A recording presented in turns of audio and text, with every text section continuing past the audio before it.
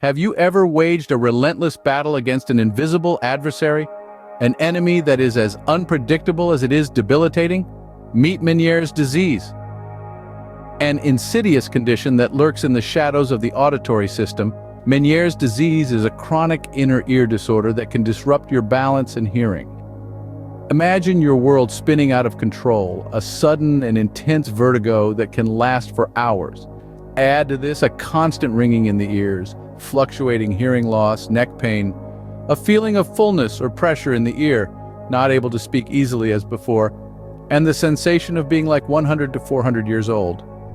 These are the telltale signs of Meniere's disease, the invisible foe that can strike without warning, leaving you disoriented and helpless.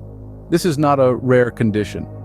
Myself and thousands upon thousands of people are living with Meniere's disease worldwide. However, its unpredictable nature and the lack of a definitive test make it a tricky adversary to pin down. One moment you may be fine, and the next moment you're grappling with a debilitating vertigo attack. It's a disease that can have a profound impact on your daily life.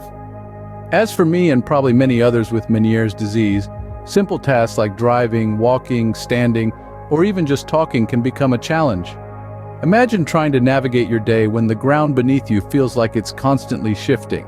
The unpredictability of the attacks can create a state of constant anxiety, making you feel like you're walking on eggshells, never knowing when the next attack will strike. My personal struggles of living with Meniere's disease for the past 3 to 4 years are immense. It's not just about managing the physical symptoms. The emotional toll can be just as significant. The fear of the next attack, the frustration of not being able to do the things I love, the isolation of living with a condition that others can't see or understand, all contribute to the burden of this disease. For the past 3 to 4 years, each day was a continuous battle for me against this invisible adversary, with daily attacks as unpredictable as they were debilitating. But my human spirit is resilient. It endures, it fights, and it hopes for better days. As I discuss my experience with the Social Security Administration of the United States, remember, this is a battle fought not just by the individuals affected, but by their families, their friends, and their communities. And in this battle, knowledge is our greatest weapon. My condition, my struggles, and the overwhelming impact of Meniere's disease on my life were real. They were not mere statistics on a page or checkboxes on a form.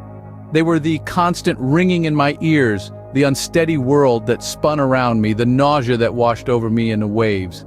Every day was a battle, a struggle to keep my feet firmly planted on the ground, to keep my world from spiraling out of control. You see, before this invisible adversary took hold of my life, I was a teacher, shaping young minds, inspiring curiosity and thirst for knowledge. I was an active participant in the grand tapestry of life, contributing to society, making a difference in my own little way. But Meniere's disease was an uninvited guest, a gatecrasher that turned my world upside down. Suddenly, I was no longer the teacher standing in front of a class, but a patient grappling with a condition that was as confusing as it was debilitating. I was no longer the one providing guidance, but the one desperately seeking it. I was no longer the one offering support, but the one who needed it the most. The rejection from the Social Security Administration of the United States to receive disability benefits was a blow, a stark reminder of how my life had changed, how I had moved from being a contributor to needing help. It was a bitter pill to swallow, the realization that the system I had believed in, the system I had been a part of, seemed to have turned its back on me. But I didn't let it break me. I couldn't. I had to hold on, to fight, to believe that there was a way out of this labyrinth of suffering. I had to believe that my pleas would not fall on deaf ears forever, that there was someone out there who would listen, who would understand, who would extend a helping hand. I was a teacher, an educator, someone who had contributed to society and now desperately needed support. I was not a statistic, not a checkbox, not a nameless face in the crowd. I was a human being with dreams, aspirations, and a life that had been drastically altered by a disease that was still largely misunderstood. My story mattered, my struggle mattered, and it was time for the world to hear it. The denial of assistance is not just a personal blow, but a call for change. It is more than just my story, it is the story of countless others, battling the relentless torment of Meniere's disease, their voices silenced under the weight of their suffering. Their pleas, like mine, had fallen on deaf ears, lost in the labyrinthine corridors of an impersonal system. Let's pause for a moment and imagine a world where our pleas are heard, where the debilitating reality of conditions like Meniere's disease are not just acknowledged, but understood. A world where the bureaucratic coldness melts away to reveal a system that values human lives over paperwork. Meniere's disease is not a choice. It is an affliction that stole from people their means of livelihood, their dignity, their peace of mind. It is an unyielding adversary that shows no mercy. And it's high time for the world to see the faces behind the statistics, to hear the stories behind the symptoms. This call for change is a plea to the government, to the leaders of this great nation, to open their eyes and recognize the existence of a debilitating condition that, until now, had been largely misunderstood and overlooked. It is a plea for empathy, for understanding, for action. So here's the crux of it. We need to shift the narrative. The conversation around Meniere's disease, and indeed around all debilitating conditions, needs to change. It needs to be more inclusive, more understanding, more human. It needs to move beyond the cold, impersonal statistics to the real lived experiences of those affected. This call for change is about more than just Meniere's disease. It's about creating a more humane, more empathetic society where everyone's voice is heard, where everyone's struggles are acknowledged, where everyone's dignity is respected. Let this be a call to action, a plea to the powers that be to open their eyes and recognize the existence of a debilitating condition that, until now, had been largely misunderstood and overlooked. As I lay there, still weakened by the last attack, I decided to be a voice for those silenced by their pain. It was a moment of profound realization.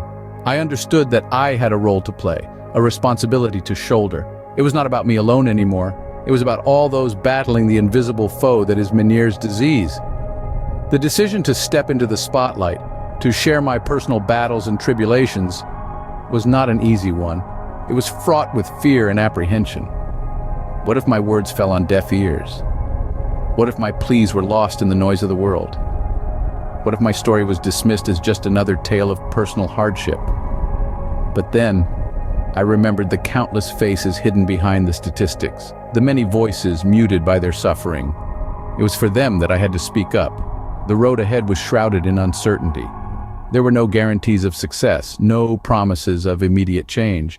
But the very act of embarking on this journey, of choosing to fight for a cause larger than self, was a victory in itself. It was a testament to the indomitable human spirit that refuses to bow down in the face of adversity. There were times when the odds seemed insurmountable, when the weight of the task at hand threatened to crush my resolve. But in those moments I found strength in the unwavering support of my family, my church, and the community that stood by me. They were the pillars that held me upright, the beacon that guided me through the storm. This journey was not just about raising awareness about Meniere's disease. It was about challenging the status quo, about urging the powers that be to acknowledge and address the plight of those afflicted. It was about giving a voice to the voiceless, about bringing the invisible into the spotlight. The journey ahead was uncertain, but I knew I could not give up. I had the support of my family, my church, and my resolve to make a difference. And with that, I pressed on, ready to face whatever the journey had in store.